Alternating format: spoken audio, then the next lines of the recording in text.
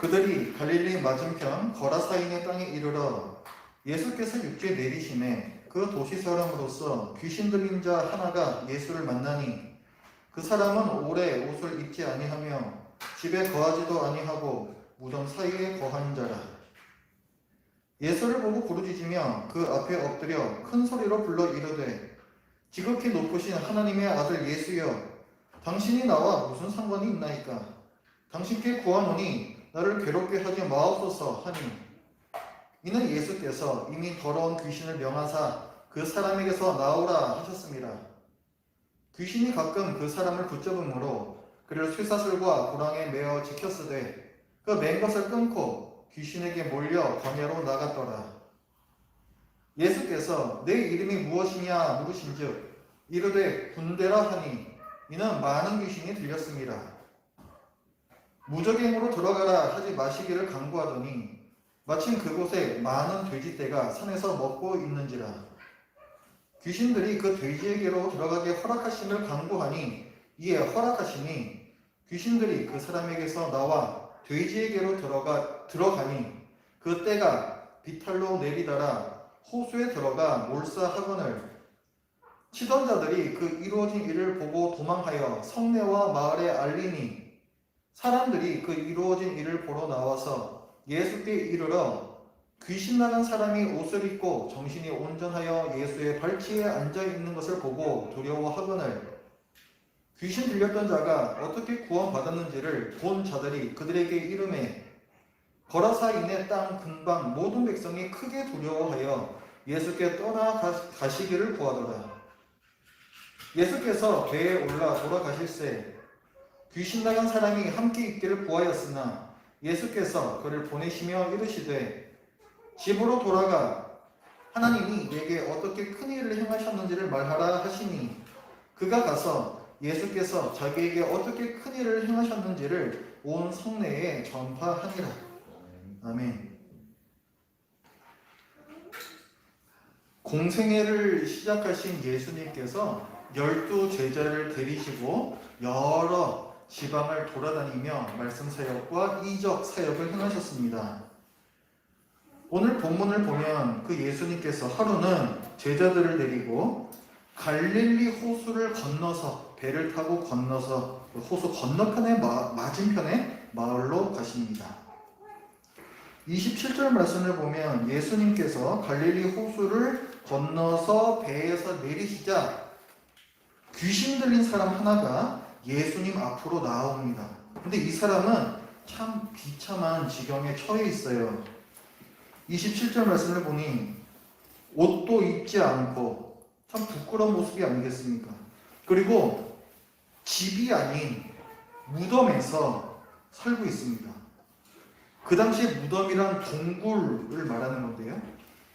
그러니까 뭐 우리가 생각하는 이렇게 뭐 봉분 뭐 그 사이에서 이렇게 뭐 자꾸 나오고 이런 게 아니라 그 당시에 이제 굴이 여러 개가 있는데 그런 무덤으로 사용하고 있는 굴 여기저기에서 그 안에서 살고 있다는 얘기예요.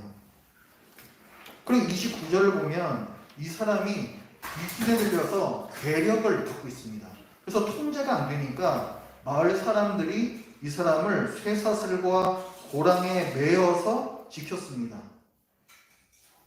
옷도 없고 집도 없고 쇠사슬과 고랑에 매여서 사는 신세, 인간성을 잃어버리고 사람으로서 기본권을 누리지 못하며 무덤에서 산자보다 죽은 자를 더 가까이 하는 그런 사람입니다.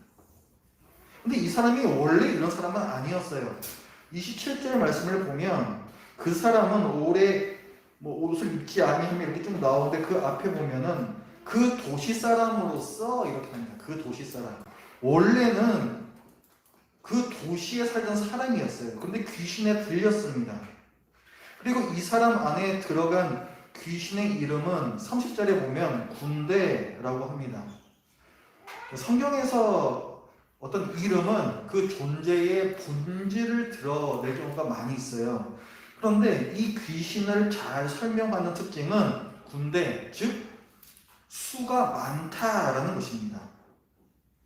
이 군대라는 단어는 헬라어 원어에서는 레기온이라고 얘기해요. 이 레기오는 당시에 로마 군대를 지칭하는 단어이기도 했습니다. 지금 우리도 무슨 뭐 여단이니 연대, 뭐 중대 이런 식으로 어떤 군대를 규모에 따라서 얘기를 하잖아요. 이 당시에도 레기온이라고 하면은 약 5천 명으로 이루어져 있는 로마 군대였습니다. 그러니까 지금 5천의 귀신이 한 사람에게 들어간 거예요. 귀신 하나가 들려도 굉장히 힘들 텐데 지금 이 사람이 얼마나 힘들겠습니까? 예수님께서는 귀신들에게 명령하세요. 그 사람에게서 나오라. 그랬더니 그 귀신이 예수님께 간청합니다. 저희를 무적행으로 들어가게 하지 마시고 저 돼지떼에게로 들어가게 해주십시오.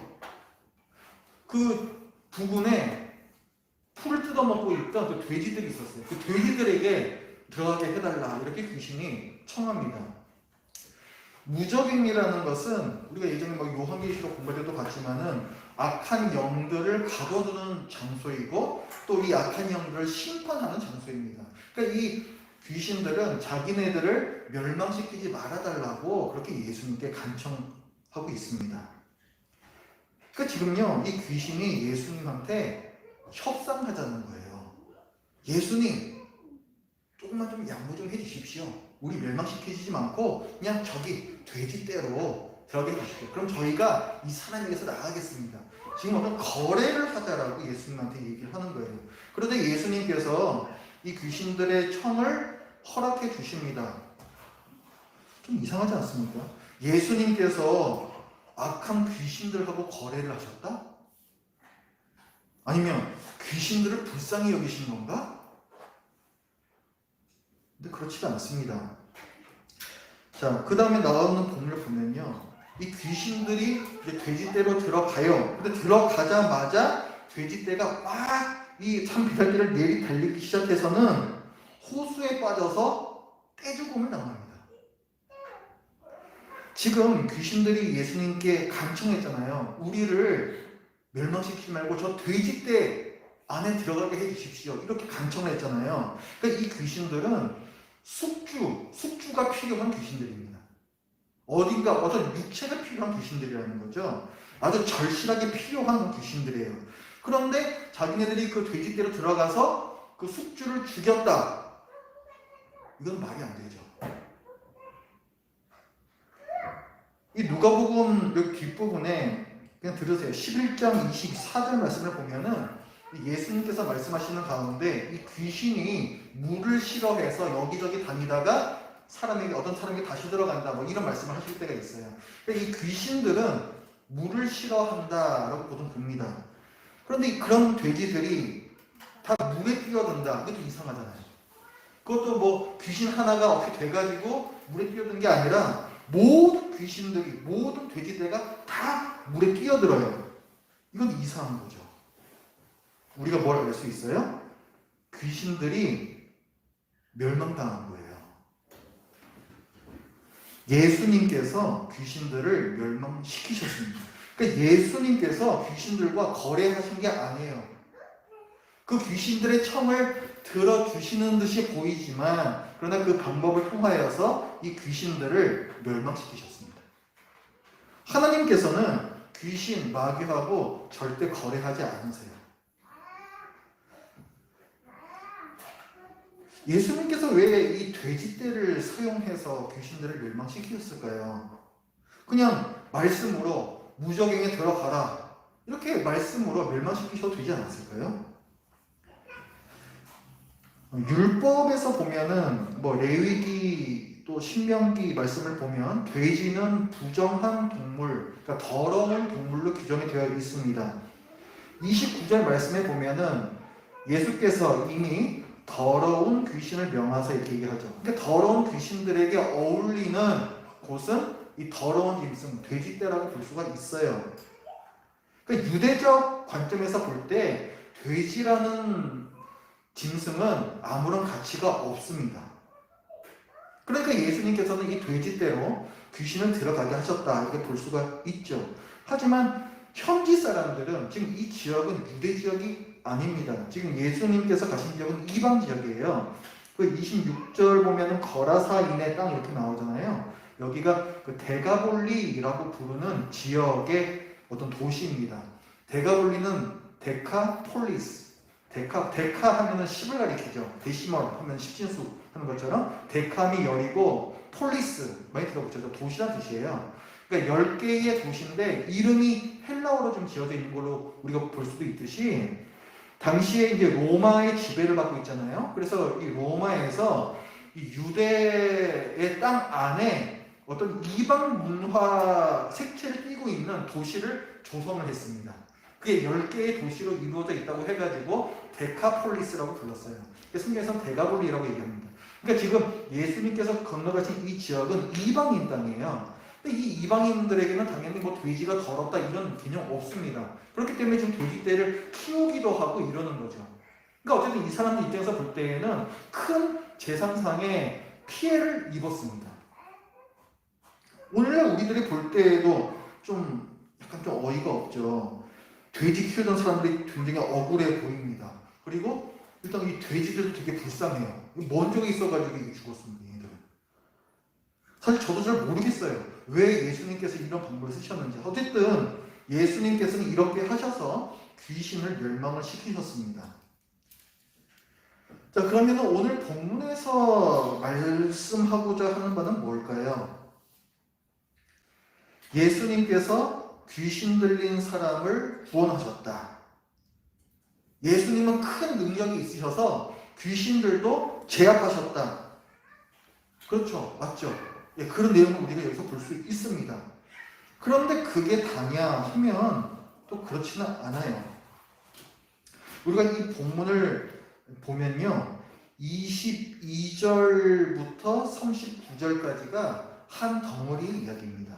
22절 보면은 예수님께서 배에 오르사 호수 저편으로 건너가자 이렇게 나오죠. 예수님께서 배에 오르시는 장면이 나오죠. 그 다음에 39절에 가면은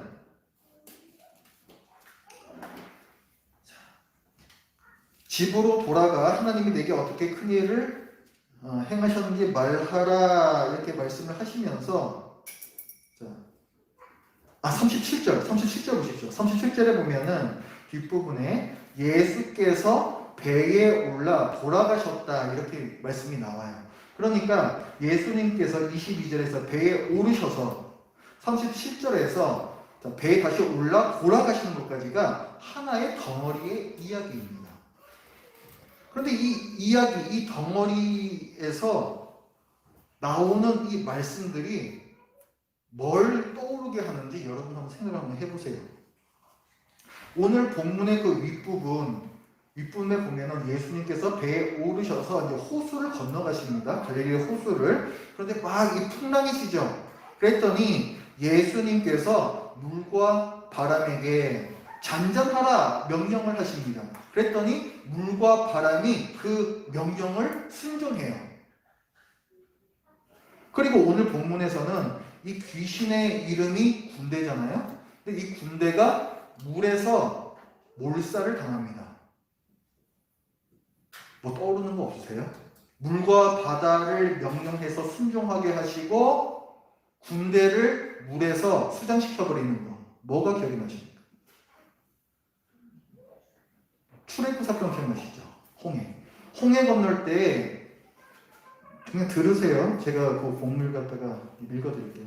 출애굽기 14장 21절에 보면은 모세가 바다 위로 손을 내밀매 여호와께서 큰 동풍이 밤새도록 바닷물을 물러가게 하시니 물이 갈라져 바다가 마른던 된지라. 하나님께서 물과 바람을 명하셔서 순종케 하십니다. 이 장면 나오고 또 28절 출애굽기 14장 28절을 보면 물이 다시 흘러. 이제 그 애국 군대가 막 뒤쫓아오는데 물이 다시 흘러 병거들과 기병들을 덮되 그들의 뒤를 따라 바다에 들어간 바로의 군대를 다 덮으니 하나도 남지 아니하였더라.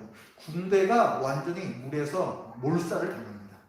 그게 지금 오늘 본문에 그대로 나온다는 거죠. 그러니까 오늘 이 본문은요, 옛날 모세의 출애굽 사건을 떠올리게 합니다. 즉 오늘 본문에 뭐 귀신들이 쫓겨 나가고 그다음에 그 윗부분에 뭐 그 갈릴리 호수에 물과 바람이 잔잔해지고 이런 이적들이 뜻하는 바는 모세가 예언했던 나와 같은 선지자, 신명기 18장 15절에 보면 모세가 예언하거든요. 나와 같은 선지자가 다시 오실 것이다. 그 나와 같은 선지자, 즉 그리스도가 바로 예수님이심을 드러내고 있습니다. 예수님은 그의 백성을 구원하시는 구원자라는 거죠.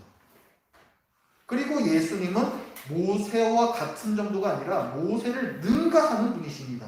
모세는 단지 사람에 불과했지만 예수님은 하나님이세요.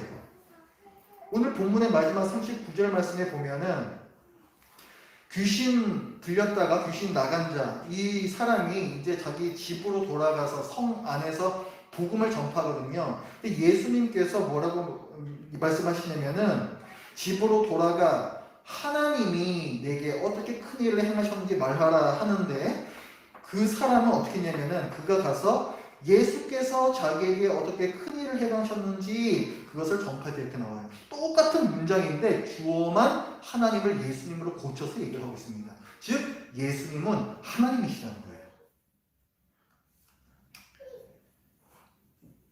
자, 오늘 본문 좀 더 보면요. 자, 이렇게 해서 이제 돼지떼가 물로 뛰어들어서 죽었어요. 그랬더니 이제 돼지를 치던 목자들이 놀라가지고 마을로 가가지고 큰일 났습니다. 돼지들이 다 물에 빠져 죽었습니다. 이렇게 알려요. 그랬더니 이제 마을 사람들이 이게 도대체 무슨 일이야 해가지고 보러 나옵니다. 그래서 나와서 보니까 그 35절에 뭐라고 써 있어요. 이 귀신 들렸던 사람이 이제는 옷을 입고 그 벌거벗고 있던 사람이 이제는 옷을 입고 멀쩡하게 앉아 있었다. 이거를 보고는 마을 사람들이 어떻게 했대요? 그걸 보고 두려워합니다. 그다음 그 밑에 말씀을 보면은 이게 도대체 어떻게 된 일이냐? 여기 있는 자초지종을 이제 마을 사람들이 들어요. 이 사람 귀신 들렸던 사람인데 어떻게 귀신이 나갔는지 그걸 이제 그 자초지종을 듣습니다. 이 되지치던 사람들에게 그거를 듣고는 어떻게 했대요? 37절을 보면은 크게 두려워했다. 보고 두려워하고 듣고는 크게 두려워하고 계속 두려워했대요. 그래서 마을 사람들이 예수님께 떠나가시라 이렇게 요청합니다. 이 사람들은 예수님을 두려워하고 있어요. 지금 예수님은 이 마을 사람들에게 어떤 존재입니까? 예수님은 자기들에게 피해를 줄 수도 있는 돼지가 죽건 말건 상관하지 않는 막무가내 능력자 이렇게 비치는 거예요. 여기서 우리가 주목해야 할 것은 이 마을 사람들의 관심이 철저하게 돼지 떼에 있다는 사실이에요. 우리가 이 본문을 보면요, 이 마을 사람들은 이 귀신 나간 사람에 대해서 한치도 관심을 보이지 않습니다. 전혀 언급하지 않아요. 우리가 손해보지 않게 하라. 이런 철저한 신리주의가 이 본문 전반에 흐르고 있습니다. 이 귀신 들린 사람, 이 귀신 들려 있을 때는 어떻게 했습니까? 이 사람을 쇠사슬과 고랑을 메어가지고 지켰어요. 이게 과연 이 사람을 위한 조치였을까요? 쇠사슬과 고랑을 채우는 게 이게 사람에게 할 짓입니까? 저는요, 오늘 본문을 보면은 이 마을 사람들, 귀신 들리지 않은 마을 사람들에게서 귀신들이 보입니다. 28절을 보면은 이 귀신이 예수님을 두려워해서 외치잖아요. 예수여, 당신이 나와 무슨 상관이 있나이까? 당신께 구하노니 나를 괴롭게 하지 마옵소서. 이 두려움에 찬 외침이 마을 사람들의 입에서도 지금 나오고 있다고요. 37절에서 떠나가십시오. 크게 두려워하여서 예수께 떠나가십시오. 구하는데 이걸 다른 말로 하면은 예수여, 당신이 우리와 무슨 상관이 있나이까? 당신께 구하노니 우리를 괴롭게 하지 마옵소서. 똑같은 얘기예요. 귀신에 들리지 않아도 얼마든지 마귀와 한패가 될 수 있습니다. 반면에 구원자로 오신 예수님께서는 언제나 사람을 사랑하셨어요. 귀신이 들려 고통받는 사람에게서 귀신을 쫓아내십니다. 35절 말씀을 보면은 이 귀신 들렸던 자가 이제는 옷을 입고 앉아 있어요. 이 옷이 어디서 났을까요? 예수님이 벗어주셨든지 제자들이 벗어줬든지 그래서 지금 옷을 입고 있는 겁니다. 벌거벗은 부끄러움을 가려주시는 거죠. 그리고 이 사람이 지금 예수의 발치에 앉아있다라고 했어요. 예수님의 발치에 어떤 사람이 앉아있다라는 이 그림은요, 이 성경에서 제자의 이미지입니다. 예수님께 말씀을 듣고 있는 그 제자의 이미지라고 해요. 그러니까 지금 예수님께서 이 사람을 제자로 받아주시고 돌봐주고 계십니다. 또 예수님께서 지금 이 풍랑을 뚫고 갈릴리 호수를 지나서 걸어서 이네 땅에 가시잖아요. 왜 가셨을까요? 사람 하나 만나러 가신 거예요. 지금 아까 우리가 22절부터 39절까지가 한 덩어리 얘기라고 했잖아요. 예수님께서 호수를 건너가시자마자 이 귀신들의 삶을 만납니다. 그리고 이 이야기가 마무리되자마자 마을 사람들이 떠나가십시오 해가지고 다시 예수님이 배를 타고 돌아오세요. 그러니까 예수님께서는 이 한 사람 만나러 가신 겁니다.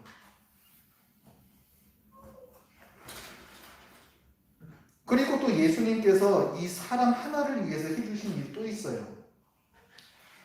37절에 보면 예수님께서 배를 타고 돌아가셨다 이렇게 나오잖아요. 그러면 이걸로 37절까지로 해가지고 사실 이 귀신 들린 사람의 이야기는 끝나는 게 아주 자연스럽습니다.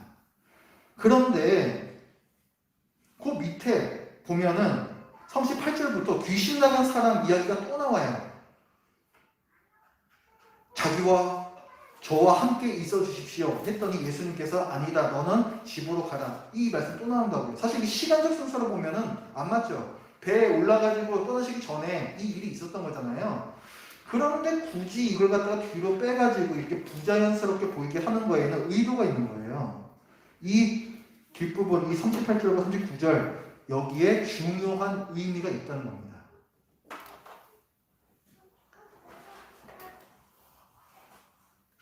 예수님께서는 무덤을 집 삼아서 살던 이 도시 사람을 이제 집으로 돌려보내세요. 그 도시의 시민으로 복귀하는 사회적 회복입니다. 이 사람은요, 전에 귀신에 들려서 영적으로, 육체적으로, 정신적으로 고통을 겪었을 뿐만 아니라 쇠고랑에 매여서 고립되는, 사람들로부터 처부당하고 배척당하고 사회적으로 고립되는 이런 사회적 고통을 당하고 있었습니다. 구원자로 오신 예수님께서는 이 사람을 육체적으로, 영적으로, 정신적으로, 그리고 사회적 고통으로부터 구원해 주셨어요. 그리고 이 사람에게 전도의 사명을 주십니다. 이 사람을 제자 삼으시고 전도의 사명을 주세요. 39절 보면 집으로 돌아가 하나님이 내게 어떻게 큰 일을 행하셨는지를 말하라. 그래서 이 사람이 성으로 돌아가서 그렇게 하나님께서, 예수님께서 하신 일을 전파합니다. 한번 생각해 보세요. 여기 지금 오늘 본문에 보면은 27절 같은 데서 보면은 이 귀신 들린 사람이 옷도 입지 않고 무덤에서 살았다고 그랬잖아요. 근데 거기에 어떤 전화가 있냐면 그 사람은 오래 옷을 입지 않냐하면 집에 거지도 않냐고 이렇게 나와요. 오래라고 이게 도대체 몇 년을 말하는 건지 뭐 몇십 년을 말하는 건지 알 수가 없습니다. 근데 여러분 한번 생각해 보세요. 여러분께서도 만약에 몇 년이건 몇십 년이건 직장을 지금 이제 떠났다고 한번 생각 한번 해보십시오. 그 상태에서 다시 직장에 들어가실 수 있을까요? 직장에서 안 써줍니다. 경력 단절. 직장에서 안 써줘요. 그리고 이 사람은 귀신에 들렸던 사람이란 말이에요. 그런 사람을 누가 써주겠습니까? 이 사람이 지금 도시로, 집으로 돌아간다고 한들 도대체 뭘 하면서 살 수가 있겠습니까? 근데 예수님께서는 이 사람에게 도시로 돌아가 생명을 주는 복음을 전하는 사명을 행하라고 이렇게 말씀하세요. 예수님께서 이 사람에게 살아갈 이유, 삶의 방향을 주신 것입니다. 37절을 보면 이제 예수님께서 배에 올라 돌아가신다 이런 단어가 나오고 돌아갔다. 또 39절에도 보면은 집으로 돌아가 또 이런 단어가 나오죠. 이 사람도 자기 집으로 돌아가는 거예요. 예수님도 집으로 돌아가시고 이 사람도 집으로 돌아가는 겁니다. 그런데 똑같은 돌아간다이지만 여기에는 배척과 환대의 옮겨짐이 있어요. 어딜 가든 우리에게 환대받던 예수님께서는 이제 이 마을에서 배척을 당해 집으로 돌아가십니다. 한편 마을 사람들에게 배척을 당하던 한 사람은 이제 사람들에게 받아들여져서 집으로 돌아갑니다. 예수님의 사역에서 이런 배척과 환대가 서로 자리를 맞바꾸는 이것도 하나의 전가라고 할 수가 있죠. 이런 옮겨짐은 종종 보입니다. 그리고 예수님께서는 예수님을 따르는 우리에게 가르쳐주고 계세요. 너희도 이런 일을 당할 수가 있다. 아니 왜 갑자기 우리한테 적용을 시키십니까? 왜냐하면은 지금 이 본문이요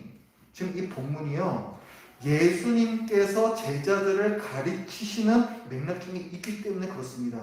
이 8장 첫 부분에 보면은 8장 1절 한번 보세요. 자, 그 후에 예수께서 각 성과 마을에 두루 다니시며 순회 사역이죠. 뭘 하셨나? 하나님의 나라를 선포하시며 그 복음을 전하셨다. 그때 누가 같이 있었어요? 12 제자가 함께 있었습니다. 그리고 또 무슨 일을 하셨냐면 악귀를 쫓아내시고 병고침 사역을 하셨어요.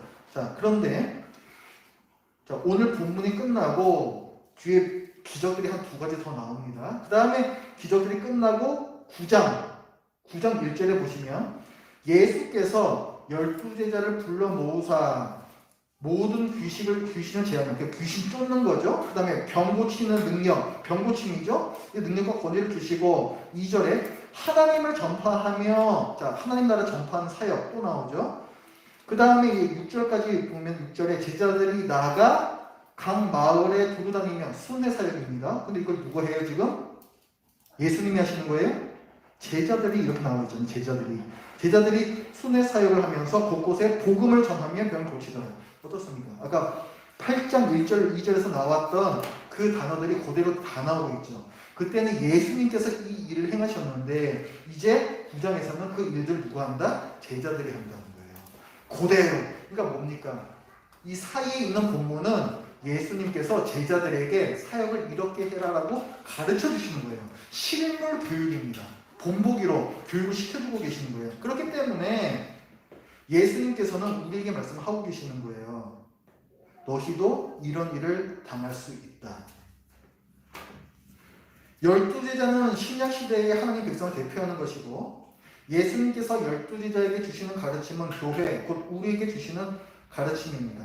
예수님께서는 지금 가르치고 계세요. 제자들에게 많은 것들을 가르치시는데 그중 하나는 한 사람에 대한 구체적인 사랑이고 구체적인 구원이다. 이것을 지금 우리에게 알려주고 계십니다. 그리고 예수님께서는 한 사람을 구원한다는 것이 참 범위가 넓다는 것을 알려주세요. 우리는 구원이라고 하면 영적인 구원에 대해서 떠올리지만 사실 구원은 그것만이 아니라는 거죠. 죄와 악의 지배에서 구원받는 것, 영적인 구원 제일 중요합니다.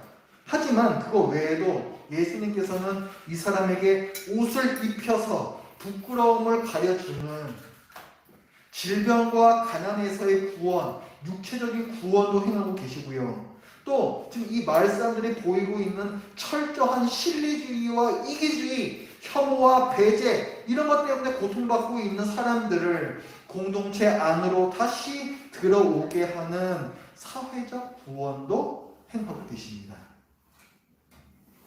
그리고 또 한 가지 뭘 우리가 알려주고 계세요? 그리스도인은 이 구원을 세상에 전해야 하고 행해야 하는데 이 과정에서 사람들로부터 배척당할 수도 있다. 이것까지도 알려주세요.